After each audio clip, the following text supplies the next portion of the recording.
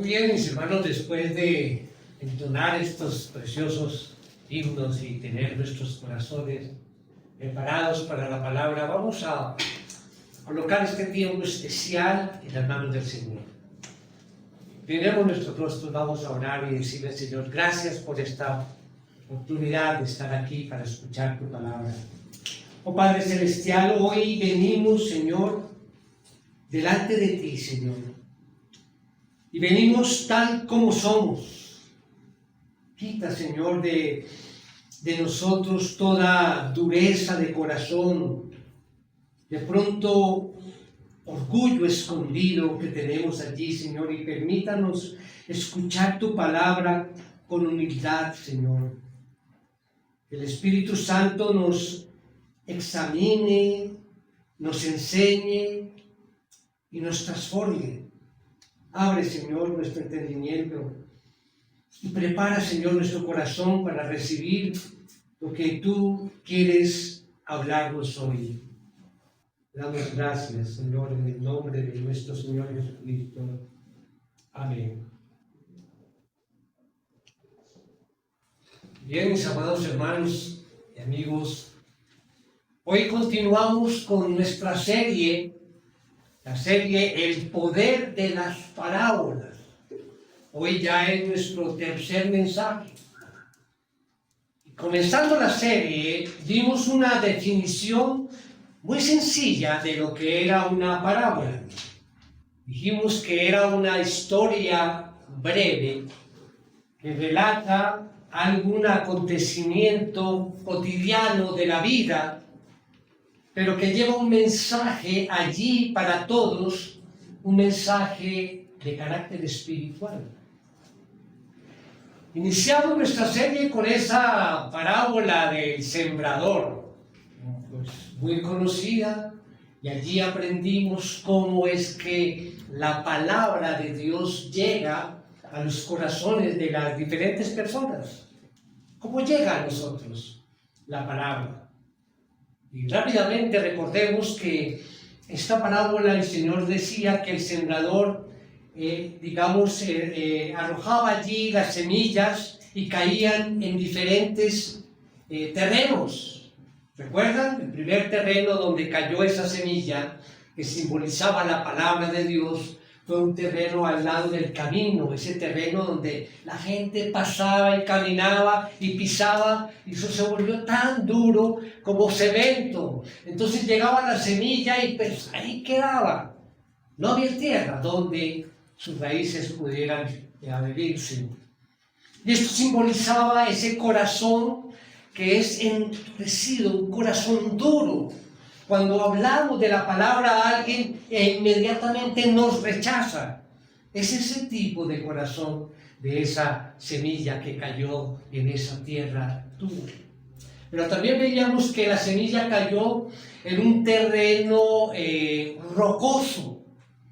Y les decía que era una parte de tierra, una franja muy pequeña de tierra, y bajo de eso había una roca. Entonces la semilla caía, como caía en la tierra, comenzaba a germinar, pero a medida que iba creciendo sus raíces, se estrellaban allí con la roca que había debajo, y obviamente no podía crecer esas raíces hasta el lugar donde había la humedad y el agua para alimentarse, entonces moría. Y eso simbolizaba esos corazones que están prácticamente obstruidos por algo, ¿sí? Aquellos corazones superficiales. Pero también la semilla cayó en otro tipo de terreno, ¿recuerdan? Un terreno, una tierra espinosa, decíamos. Cae la semilla, comienza a germinar, tiene espacio para sus raíces, comienza a crecer, pero también junto con esa planta crece la maleza. Y la maleza crece más rápido que la planta y entonces le tapa el sol y la ahoga. Eso simboliza esos corazones divididos. Pero finalmente nos dice la parábola que cayó en buena tierra. Una tierra que era blandita, no estaba así endurecida, blandita, era profunda, no había roca allí que obstruyera el crecimiento de la raíz, se podía alimentar, no tenía maleza y era esa planta que crecía, que caía en buena tierra. Eso simboliza ese corazón que es transformado. Es hermosa esa parábola, ¿verdad? Y nos enseñó muchas cosas. El domingo pasado, viendo la segunda parábola, vimos la de los obreros en la viña. ¿Recuerdan? Allí nos mostraba esta parábola la gracia soberana de Dios. Recuerda que comenzaba diciendo Jesús esta parábola: el reino de Dios es semejante a aquel hacendado que salió a buscar obreros porque ya estaba listo para recoger la cosecha allá en su viña, las uvas. Y salió antes de las 6 de la mañana y contrató obreros por todo el día, la jornada de 12 horas, de 6 a 6. Y acordó con ellos pagarles un denario por todo su trabajo, y ellos aceptaron felices porque era un buen sueldo. Por un día de trabajo, un denario era muy bueno. Pero el hacendado volvió a salir a buscar obreros a las 9 de la mañana, luego a las 12 del día, después a las 3 de la tarde, aún a las 5 de la tarde volvió a salir a buscar obreros. O sea que esos obreros de las 5 de la tarde trabajaron 1 hora. Cuando llega el momento de pagar, le dice el mayordomo: bueno, que hagan una fila. Los últimos que sean los primeros aquí en recibir el pago del día. Y les da a cada uno de ellos un denario. Cuando los de las 6 de la mañana ven que los que trabajaron 1 hora recibieron un denario, primero pensaron: bueno, nosotros van a pagar denario por hora, vamos a recibir 12 denarios. Pero no, él les dio un denario. Y obviamente se ofendieron y murmuraron: ¿cómo así que ellos trabajan 1 hora y les va a pagar lo mismo que nosotros hemos trabajado 12 horas aquí frente al rayo del sol y todo, y nos va a pagar lo mismo? Y él les dice: bueno, eso fue lo que acordamos, y ustedes a las 6 de la mañana me agradecieron por lo que les iba a pagar.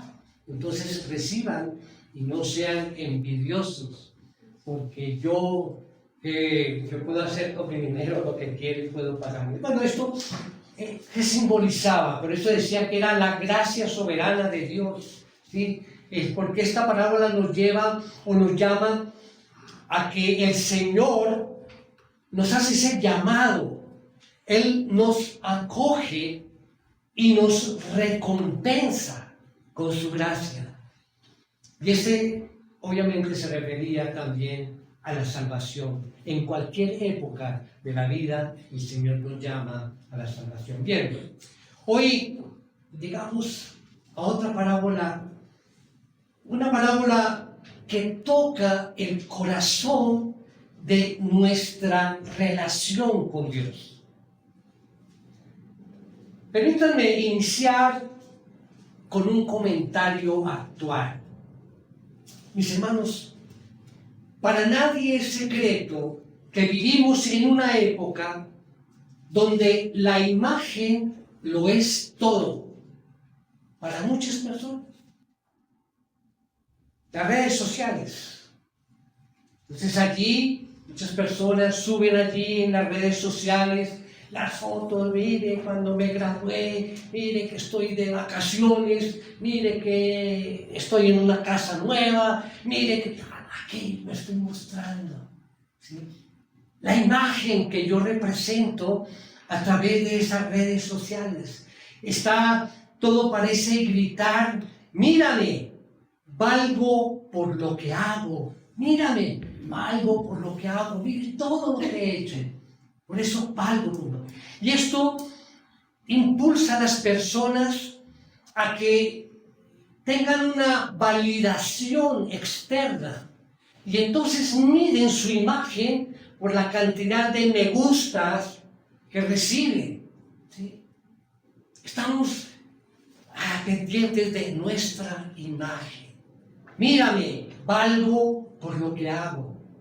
Ahora, ¿qué sucede cuando esa actitud se traslada a nuestra relación con Dios. Tú le vas a decir a Dios, mírame Dios, mira, valgo por lo que hago, no necesito de ti, valgo por lo que hago. Entonces Jesús nos cuenta una historia, una breve historia, muy poderosa, que es la que vamos a ver en esta mañana. Nos habla de dos hombres que suben a orar al templo. Y uno está seguro de su virtud, el otro está consciente de su miseria. Uno se exalta, mírame, valgo por lo que hago o por lo que tengo, y el otro se humilla. Uno se va vacío, el otro justificado. Bien, vamos a ver dónde está esa historia. Y la vamos a leer. Vamos allí al Evangelio de Lucas, el capítulo 18, y vamos a leer los versículos del 9 al 14. Dice así la palabra de Dios. Dijo también Jesús esta parábola a unos que confiaban en sí mismos como justos y despreciaban a los demás. Dos hombres subieron al templo a orar. Uno era fariseo y el otro recaudador de impuestos. El fariseo, puesto en pie, oraba para sí de esta manera: Dios, te doy gracias porque no soy como los demás hombres, estafadores, injustos, adúlteros, ni aun como ese recaudador de impuestos. Yo ayuno 2 veces por semana. Doy el diezmo de todo lo que gano. Pero el recaudador de impuestos, de pie y a cierta distancia, no quería ni siquiera alzar los ojos al cielo, sino que se golpeaba el pecho diciendo: Dios, ten piedad de mí, pecador. Les digo que éste descendió a su casa justificado, pero aquel no, porque todo el que se engrandece será humillado, pero el que se humilla será engrandecido. Bien, esta parábola no solamente confronta a los fariseos allí del siglo I, sino que también nos confronta el día de hoy a nosotros. Así es que la pregunta para nosotros sería: ¿cómo nos acercamos a Dios? ¿Con orgullo religioso o con humildad quebrantada? Esa es la pregunta. ¿Cómo tú te acercas a Dios? ¿Con orgullo religioso o con humildad quebrantada?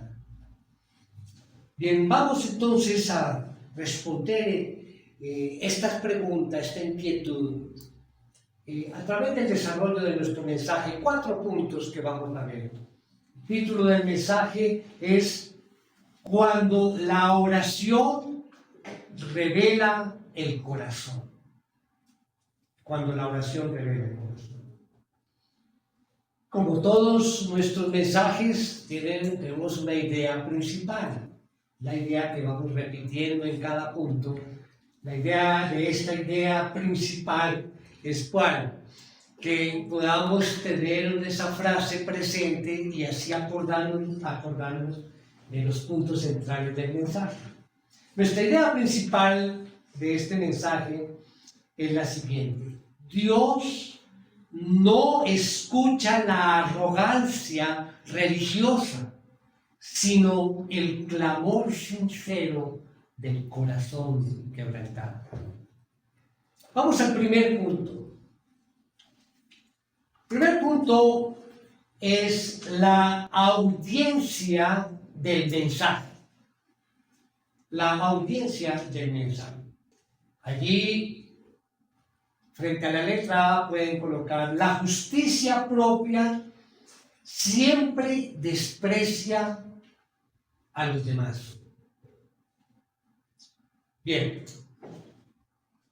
¿por qué puse ese título del punto? La audiencia del mensaje. Bueno, sale allí de nuestro versículo 9. Repetimos el 9. Dijo también Jesús esta parábola ¿a quiénes?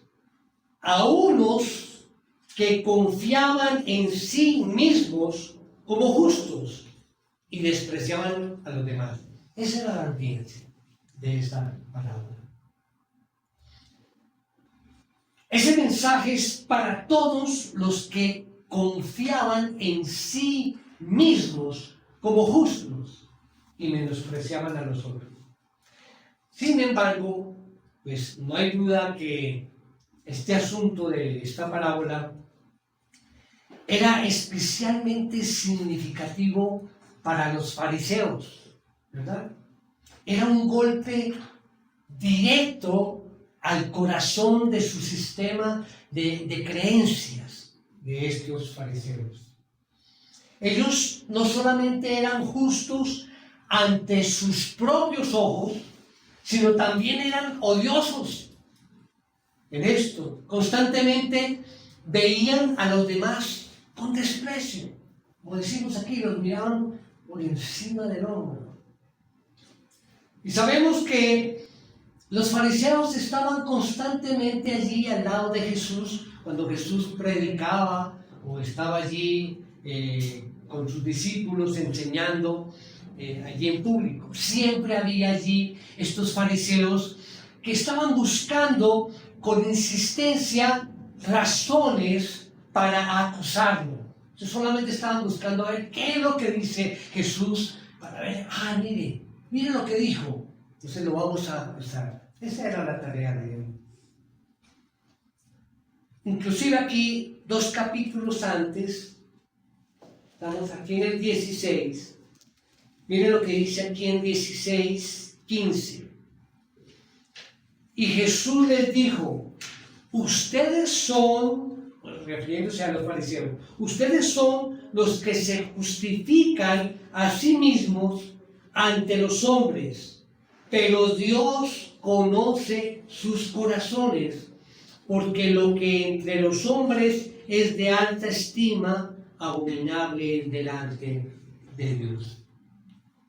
Entonces el fariseo de esta parábola representa la autojusticia y el desprecio, porque confía en sus obras. Recuerda, mírame, valgo por lo que hago o por lo que tengo, y despreciaba a los demás, lo cual se manifiesta esto en un orgullo que lo aleja de Dios, por supuesto. Cuando dice y despreciaban a los demás, esa palabra desprecio es la palabra griega usada allí para menospreciar, es la palabra exouteneo, ¿sí? Que implica un escarnio profundo, una burla, una sensación de que el otro no vale nada, un sentimiento que los fariseos proyectaban hacia los que no seguían sus estrictas normas. Pero era un menosprecio no así como, bueno, de pronto lo menosprecio en un momento dado, algo así temporal, accidental. No, un desprecio con fuerza, como vamos a ver. Y no era solamente con los publicanos o los recaudadores de impuestos, sino con todo aquel que no siguiera las normas de ellos.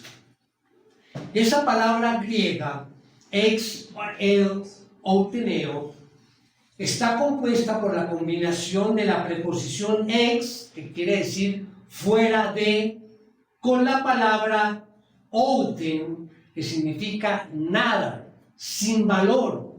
O sea, los fariseos creían que cualquiera fuera de su círculo no servía para nada. un desprecio total. Las personas que no seguían esas reglas de los fariseos eran Am-a-Aretz. Ahí vamos a ver la palabra. Am-a-Aretz. Esta expresión se refiere a una persona que ignora las leyes y las costumbres judías. Literalmente significa gente de la tierra. La expresión significa alguien sucio, una escoria humana. Muy fuerte, muy fuerte. Comentar sobre esta distinción, un ministro presbiteriano dice lo siguiente, abro comillas, ante los ojos de un fariseo estricto, el candidato más obvio para la clasificación de Am-a-Eretz sería un recaudador de impuestos. Por ejemplo, si el fariseo se rozaba con alguien o con un publicano o un recaudador de impuestos, por algún accidente se rozaba, o cualquier otro catalogado con la expresión Am-a-Eretz, si lo rozaba, entonces ya se volvía impuro o inmundo, era considerado. Así que este fariseo, el de la parábola, se encuentra cuidadosamente separado de los demás. Ellos eran exclusivos. Así es que, mis hermanos, estos dos personajes de la parábola que nos relata Jesús representan extremos totalmente opuestos, completamente opuestos. Ahí vamos a ver unos contrastes de estos dos personajes. Estos dos hombres son polos opuestos en todos los sentidos y con marcadas diferencias. Entre ellos, por ejemplo, se ve que hay una diferencia en su estatus social, en su postura, en la oración y en el contenido también de las oraciones y por su posición final ante Dios. Vamos a ver esos contrastes. Entonces recordemos, el fariseo era un personaje privilegiado social y religiosamente, eran muy conocidos. Podríamos decir que lo ocupaba uno de los peldaños más elevados en la escala de la alta sociedad judía. Mira, de dedo parado ahí, estos fariseos. Los fariseos eran invitados de honor en cualquier reunión social. Tener un fariseo en una cena o en una reunión era una señal de un elevado estatus social. Si no, yo hice una fiestecita en mi casa. ¿Fue algún fariseo? Sí. Bueno, estuvo buena la reunión. Era de la chévere la reunión. Ahora, miremos en el extremo opuesto de esa escala social. Allí abajo están los recaudadores de impuestos. Las personas más detestadas en todo Israel. Eran considerados básicamente como renegados y delincuentes. Estaban en bancarrota moral. Los llamaban tontos útiles de Roma, enemigos de todos los santos. Y tenían fama no solamente de ser deshonestos, sino también crueles. Los recaudadores de impuestos, ¿qué hacían ellos? Ellos compraban compraban franquicias, en términos actuales, de Roma. Les decían, ya se lo ofrecían a los romanos, nosotros vamos a cobrar los impuestos para ustedes, a nuestros coterráneos, a nuestro pueblo judío, y pactaban una plata, un dinero al año, ¿sí? Pues ustedes me dan la libertad de cobrar impuestos y yo les respondo contante. Ese era el contrato que ellos hacían, esa era la franquicia. Entonces, todo lo que ellos recibían de más de lo que tenían que pagar los romanos era para ellos. Entonces ellos cobraban lo que querían, siempre pensando en qué me queda a mí, ¿sí? Por eso era que eran tan ricos. Y explotaban y robaban y extorsionaban a sus propios coterráneos. Por eso eran considerados también penal allí, inclusive por ellos mismos. O sea que ellos solamente pensaban en la cantidad de sus riquezas, en todo lo que podían acumular mediante ese robo y extorsión. Bueno, entonces vamos a ver uno de los contrastes allí que nos menciona esta palabra. Vamos al punto número 2. El contraste de las posturas. Recordemos nuestra idea principal. Dios no escucha la arrogancia religiosa, sino el clamor sincero del corazón quebrantado. Allí, como punto A, decimos que la postura externa revela la condición interna. La condición interna. O sea que allí vamos a ver ese contraste entre el orgullo y la humildad, entre la autosuficiencia frente al quebranto. Vamos allí a nuestro texto.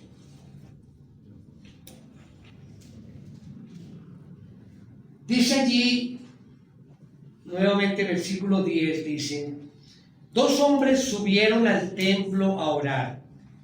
Uno era fariseo y el otro recaudador de impuestos. Versículo 11. El fariseo, puesto en pie, oraba. Que estamos hablando del contraste de las posturas. Entonces, el fariseo estaba de pie, ¿sí? Dice aquí. Ok. Y si vamos al versículo 13, dice: pero el recaudador de impuestos, de pie y a cierta distancia, no quería ni siquiera alzar los ojos al cielo, sino que se golpeaba el pecho. Esas son las posiciones. Esas son lo que llamamos el lenguaje corporal, ¿sí?, de estos 2 personajes. ¿Qué tenían en común? Que ambos estaban de pie. Bien. Entonces vemos allí que la postura externa revela la condición interna. Vemos entonces ese contraste del comportamiento físico de estos 2 hombres. Y esto es muy significativo. Mire, el fariseo dice que estaba puesto en pie. Y esto estaba bien hecho. Inclusive esto era normal. Que permaneciera allí de pie, erguido. De pie era y sigue siendo una postura normal para la oración allí en el monte del templo o cerca de él allí en Jerusalén. De pronto vemos la escena allí en los muros de Jerusalén, están ellos de pie, ¿no?, frente al muro. Entonces, allí estos hombres de Israel acostumbraban a tener los ojos y las manos levantadas hacia el cielo cuando oraban. Se mantenían así, listos para recibir del Señor. Era una postura que significaba tanto alabanza como sumisión. Así que, en sí mismo, el hecho de que el fariseo estuviera de pie no era ningún problema. Lo que es significativo de su postura es que él eligió para posicionarse en un lugar allí, un lugar distintivo, allí un lugar en el que él se pudiera destacar. Entonces él dijo: bueno, yo tengo que orar Yo me voy a ubicar en un sitio donde todos me vean. ¿Sí? Entonces de pronto se hacía aquí al frente, ¿sí? Y se paraba allí para que todos lo vieran. Jesús mencionó esta práctica de los fariseos en el Sermón del Monte. Miren lo que dice aquí en Mateo 6:5. 6:5. Dice allí el Señor: cuando ustedes oren, no sean como los hipócritas, porque a ellos les gusta ponerse en pie y orar en las sinagogas y en las esquinas de las calles para ser vistos por los hombres. En verdad les digo que ya han recibido su recompensa. Entonces este fariseo estaba sin duda allí en el lugar clave, allí en el templo, un lugar prominente, allá donde todos pudieran observar. Y eso transformó lo que debería haber sido una postura de adoración. ¿En qué lo cambió? En que ahora esto era un signo de orgullo, de pronto un orgullo ostentoso de sí mismo, ¿no? Yo quiero que me vean a mí, me miren a mí. El publicano o el recaudador de impuestos en el Nuevo Testamento se ubicó en un lugar aparte, no visiblemente allí en el centro donde pasa toda la gente, no, o en algún pedestal, no, estando lejos allí, no quería ni aún alzar los ojos al cielo. Imaginemos esa escena allí en el templo. Estaba allí, tal vez allá al fondo, ya como escondidito en una columna o algo ahí de la puerta, ¿no? No quería entrar. En otras palabras, él quedó allí en el borde exterior del templo. ¿Por qué? Porque él sabía que no merecía estar allí cerca de la presencia de Dios o incluso ante los otros adoradores. A diferencia del fariseo, él no podía ni siquiera alzar los ojos, estaba abrumado con un profundo sentimiento de culpa, de vergüenza intensa y un sentido de total desgracia. Sintió claramente el peso de su alejamiento de Dios. Todo en su postura decía, como lo relata el mismo Jesús en la parábola, que además de estar allí, humillado, allí al fondo, él se golpeaba el pecho. Como dice el versículo 13, se golpeaba el pecho. Entonces, orar con la mirada hacia abajo y con las manos sobre el pecho es una postura de humildad. Pero este hombre fue más allá de eso. No solamente tenía las manos en el pecho y su mirada abajo, sino que se golpeaba el pecho. Estaba claramente en un estado de extrema angustia, de duelo por su pecado, lleno de remordimiento, de tristeza, de vergüenza y todas esas emociones relacionadas.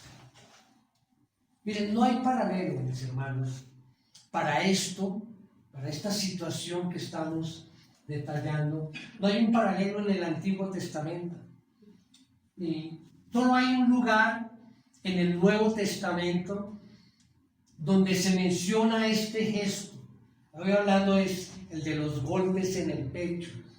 Y eso lo vemos allí alrededor de la cruz, justo después de que Jesús murió. Vamos allí a Lucas 23:48. Miren lo que dice la palabra. Todas las multitudes que se habían reunido para presenciar este espectáculo al observar lo que había acontecido, se volvieron golpeándose el pecho. Ese era un símbolo de humildad. ¿Y por qué el pecho? ¿Por qué no otro sitio del cuerpo? Bueno, miren Proverbios 4:23. Miren lo que ordena en Proverbios 4:23. Dice: con toda diligencia guarda tu corazón, porque de él brotan los manantiales de la vida. O sea, ese símbolo del corazón es muy importante. Nuestro verdadero carácter se define por lo que somos por dentro, por el interior de la persona. O sea que el asiento allí el corazón es el asiento de nuestros pensamientos, de nuestros deseos, de nuestros afectos. Las Escrituras hablan de esto como el corazón. Jesús mismo lo afirmó allí en Marcos 7:21-23. Dice: porque de adentro del corazón de los hombres salen los malos pensamientos, fornicaciones, robos, homicidios, adulterios, avaricias, maldades, engaños, sensualidad, envidia, calumnia, orgullo e insensatez. Todas esas maldades de adentro salen y contaminan al hombre. Miren la importancia del corazón. ¿Y por qué entonces los golpes eran allí en el corazón? Por supuesto que Jesús no estaba hablando del órgano literalmente del corazón, ¿no? Obviamente esto es un lenguaje figurado. Sin embargo, golpearse el pecho simboliza los remordimientos de este hombre por la maldad que había atesorado allí en su propio corazón. Recordemos que el corazón es engañoso, como dice Jeremías: más engañoso que todo es el corazón y sin remedio, ¿quién lo comprenderá? Por esto, aquí concluimos entonces este punto, confirmando que la manera en que nos presentamos ante Dios refleja nuestra condición interior. Entonces vamos al otro contraste, el contraste de las oraciones, punto número 3. Nuestra idea principal: Dios no escucha la arrogancia religiosa, sino el clamor sincero del corazón quebrantado. Entonces, como punto A, vamos a ver la oración como tal. Dice: la oración verdadera no presume, suplica. No presume, suplica. La oración verdadera. Vamos al texto base del mensaje. Vamos desde el versículo 11, entonces, repetimos aquí. El fariseo puesto en pie oraba para sí de esta manera: Dios, te doy gracias porque no soy como los demás hombres, estafadores, injustos, adúlteros, ni aun como ese recaudador de impuestos. Yo ayuno 2 veces por semana, doy el diezmo de todo lo que gano. De todo lo que gano. Versículo 12. 13 dice: pero el recaudador de impuestos, de pie y a cierta distancia, no quería ni siquiera alzar los ojos al cielo, sino que se golpeaba el pecho diciendo, aquí viene la oración de él: Dios, ten piedad de mí, pecador. Ten piedad de mí, que soy un pecador.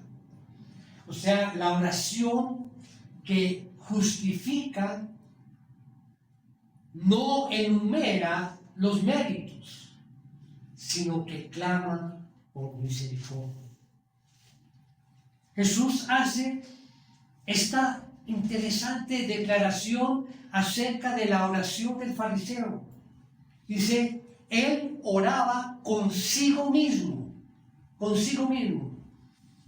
Esto puede tener algunos significados. Decía, bueno, podría haber estado orando de forma inaudible, o sea, en silencio. El fariseo iba a perder la oportunidad de orar en público y hacerlo así, allí, calladito, ¿no? Él quería que lo vieran, que lo escucharan. ¿Sí?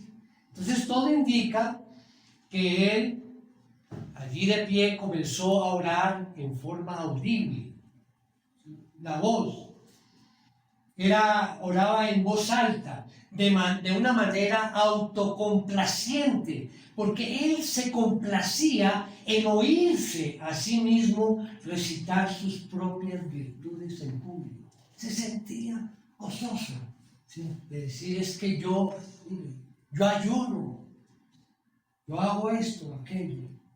En efecto, estaba orando para sí mismo, para acariciar su propio ego en lugar de realmente hablar con Dios. Miren, el lapso, bueno, si miramos bien, entre los capítulos 11 y 12, versículos 11 y 12, estamos estudiando, este personaje utiliza el pronombre en primera persona 5 veces. Él es el mejor que los demás. No da ninguna alabanza real a Dios. No le pide nada, ni misericordia, ni gracia, ni perdón, ni ayuda. No, él no tiene todo. ¿Sí? No necesita prácticamente de Dios. Entonces, como esa gente con justicia propia, pues obviamente se comparó a sí mismo, él, pues para seguir estando allá arriba, se comparó a sí mismo con lo peor de lo peor. Mencionó específicamente a las personas que roban, las que hacen trampa, las que cometen fornicación, ¿sí? Ladrones, injustos, adúlteros. Gracias a Dios porque yo no soy como ellos, como los ladrones, ¿sí? Se comparó con lo peor de lo peor, claro, para resaltarse más en todas estas categorías que él mencionaba de lo peor, obviamente estaban como direccionadas al publicano, al recaudador de impuestos. Seguramente estaba allá atrás, pero él sabía que estaba allá y él decía todas estas cosas, pero pensando precisamente en ofender a este recaudador de impuestos. Pero ese no fue el final de la oración. También quería anunciar sus virtudes positivas. Entonces, yo ayuno 2 veces a la semana, doy diezmo de todo lo que gano. Él era sin duda uno de los que contaba las semillas para asegurarse que su diezmo fuera preciso. Y en cuanto al ayuno, la ley allí en el Antiguo Testamento requería solo un ayuno al año en la preparación para el día de la expiación. Pero los fariseos ayunaban todos los lunes y los jueves. Ellos creían que podían adquirir más méritos por añadirle a la ley real de Dios un montón de reglas hechas por el hombre y una serie de ceremonias y rituales. Ellos aumentaban más. Y aquí es donde el contraste entre él, o sea, el fariseo y el publicano, es más evidente. La oración del publicano era corta y sincera. Era una súplica genuina y urgente a Dios, pidiendo misericordia. Es evidente la absoluta vergüenza del hombre, de este hombre, tanto por sus palabras como por su postura. Estas son las palabras de un verdadero penitente. Allí, versículo 3 al final. Dios, ten piedad de mí, pecador. El texto griego original utiliza el artículo definido el pecador, que es la expresión de una reminiscencia de lo que el apóstol Pablo expresó allí en 1 de Timoteo 1:15. Miren lo que dice Pablo. Palabra fiel y digna de ser aceptada por todos. Cristo Jesús vino al mundo para salvar a los pecadores, entre los cuales yo soy el primero. La forma de expresar al Señor. Vino a salvarme, yo soy el primer pecador. Soy el primero. Así es que este hombre se preocupaba por su propia culpa, no por la de otra persona, y confiesa su necesidad de gracia, algo de lo que el fariseo ni siquiera hizo referencia. Cuando él pidió gracia, Dios, ¿no? Era importante, no tenía problema. Entonces la diferencia fundamental entre el fariseo y el publicano se reduce a una clara y obvia distinción entre estos dos hombres. El fariseo pensó que podría agradar a Dios por su cuenta. El cobrador de impuestos sabía que no podía ser. El publicano se arrepintió verdaderamente. El fariseo parecía no sentir necesidad de arrepentimiento. Y es que abundan personas religiosas que creen muchas cosas que sí son bíblicas. Por ejemplo, profesan la fe en Jesucristo, cantan himnos acerca de la cruz y de la resurrección. La mayoría confiesa libremente que han pecado. Pero demasiadas personas, incluso aquí en iglesias evangélicas sólidas, no ven la verdadera gravedad del pecado. Piensan que son lo bastante buenas, caritativas o religiosas para anular cualquier culpa en que incurran por pecar. ¿Se entiende, mis hermanos? Somos muchas veces actuamos de esa forma. Esto es lo que creía el fariseo. Pero observemos nuevamente cómo el recaudador de impuestos oró. Dios, ten piedad de mí, pecador. Sabiendo que nunca él podía expiar su propio pecado. Como lo mencionaba antes, uno dice, bueno, yo me porto bien, pequé, y entonces hago cosas buenas, y ya, con eso se olvidó mi pecado. No hay arrepentimiento. Esa es una falla constante y permanente. Si no hay arrepentimiento, no hay nada. Entonces, el recaudador de impuestos sabía que no podía él mismo expiar su propio pecado. Estaba esencialmente, era pidiendo a Dios que él hiciera la expiación a favor de él. Y esto es lo que nos lleva al cuarto punto. Un veredicto de Dios. Un veredicto de Dios. Recordemos la idea principal por última vez. Dios no escucha la arrogancia religiosa, sino el clamor sincero del corazón quebrantado. Entonces tenemos allá como punto A la justificación es por fe, no por obras. Vamos al versículo 14 de nuestro texto.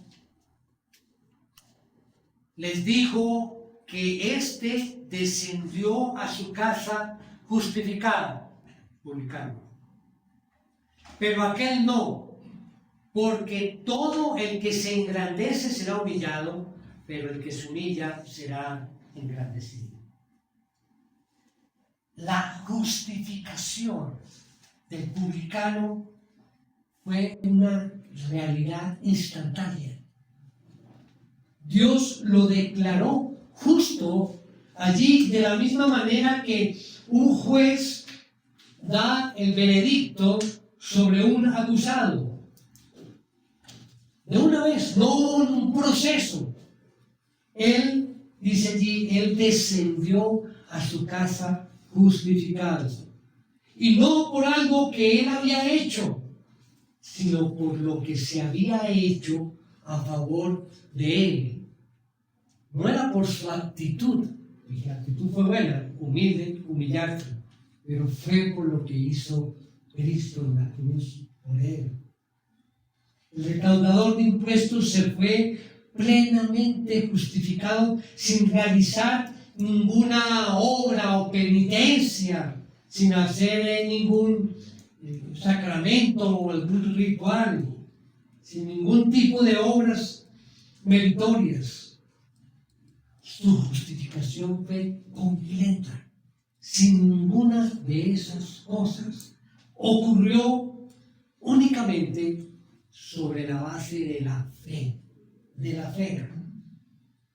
O sea que la declaración de Cristo de que este hombre estaba justificado no era algo de ficción, no era un truco o un juego de palabras. Dios, pues obviamente, no puede mentir. Así que, ¿de dónde el publicano obtuvo una justicia que excedía a la del fariseo? ¿Cómo podía un recaudador de impuestos, traidor, convertirse en justo ante los ojos de Dios? Y la única respuesta posible es que recibió una justicia que no era suya. Miremos lo que dice Filipenses 3:9. Y ser hallado en él, no teniendo mi propia justicia derivada de la ley, sino la que es por la fe en Cristo. La justicia que procede de Dios sobre la base de la fe. Esa es la justicia que recibió, que nosotros también hemos recibido. ¿De quién era esa justicia que le fue contada? Solo podía ser la perfecta justicia de un sustituto impecable, quien a su vez deberá llevar los pecados del publicano y sufrir allí el castigo de la ira de Dios en su lugar. El Evangelio nos dice que esto es precisamente lo que hizo Jesús. Esta es la única manera en que el recaudador de impuestos podría ser justificado. El que contó esta historia, estamos estudiando esta mañana, él fue el que hizo esa expiación, Jesucristo. No hay salvación en ningún otro nombre, sino en el nombre de Jesús. Terminando aquí, vamos a hablar del proverbio. Nuestro Señor termina esta magnífica parábola con un simple proverbio. Dice ya el versículo 14 al final: porque todo el que se engrandece será humillado, pero el que se humilla será engrandecido. Esa palabra engrandecido es sinónimo de justificación. No se trata de lo que hacemos para Dios, sino de lo que Cristo hizo por nosotros. el camino de la expiación propia siempre termina cuando tratamos de expiar nuestros pecados nosotros solos, pues esto siempre termina en un juicio eterno, porque dice la palabra: Dios resiste a los soberbios y da gracia a los humildes. Para decirlo de otra manera, y como lo expresa el teólogo y pastor John MacArthur, dice: los malvados piensan que son buenos, los salvos saben que son malos. Los malvados creen que el reino de Dios es para los que son dignos de ellos. Los salvos saben que el reino de Dios es para aquellos que se dan cuenta de lo indignos que son. Los malvados creen que la vida eterna se gana. Los salvos saben que es un regalo. Los malvados buscan el elogio de Dios. Los salvos buscan su perdón. Y Él concede el perdón mediante la obra de Cristo. Que por gracia sois salvos por medio de la fe. Y esto no de vosotros, pues es un don, un regalo de Dios, no por obras para que nadie se gloríe. Hermanos, quisiera que tomáramos un momento, 12 minutos, de reflexión sobre este mensaje, si realmente nos ha edificado.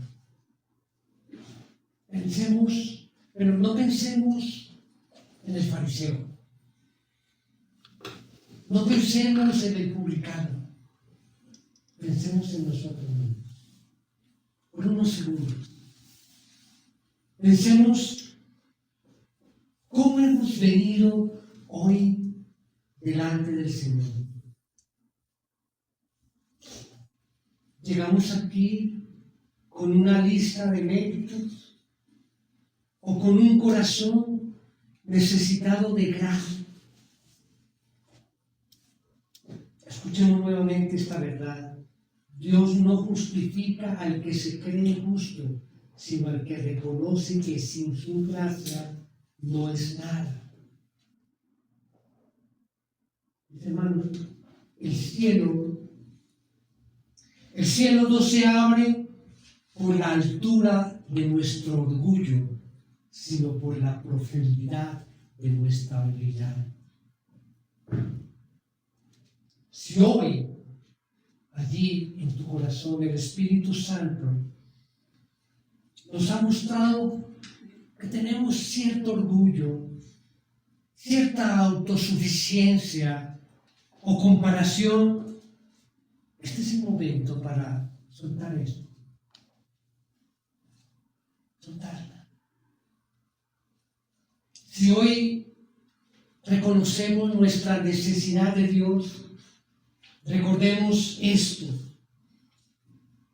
la misericordia de Dios siempre está disponible para el corazón humilde. Yo les invito a que salgamos de este lugar no confiando en nosotros mismos, sino descansando en lo que Cristo ha hecho por nosotros. Amén. Miremos nuestros rostros, hermanos, a terminar en oración. Oh Padre, Señor mío, gracias, Señor, porque en Cristo tenemos perdón y justificación. Oh Señor, reconocemos que muchas veces hemos confiado más en nosotros que en tu gracia, Señor. Por eso hoy estamos aquí o venimos como el publicano, necesitados de ti, clamando por tu perdón y por tu misericordia. Danos, Señor, por favor, un corazón humilde, sincero y obediente. Ayúdanos, Señor, a vivir cada día conscientes de que todo lo que somos y tenemos es por tu gracia. Señor, recibe nuestro compromiso de caminar contigo, Señor, con humildad y gratitud. Que nunca busquemos exaltarnos, sino que vivamos siempre para tu gloria. Te lo pedimos en el nombre de nuestro Señor Jesucristo.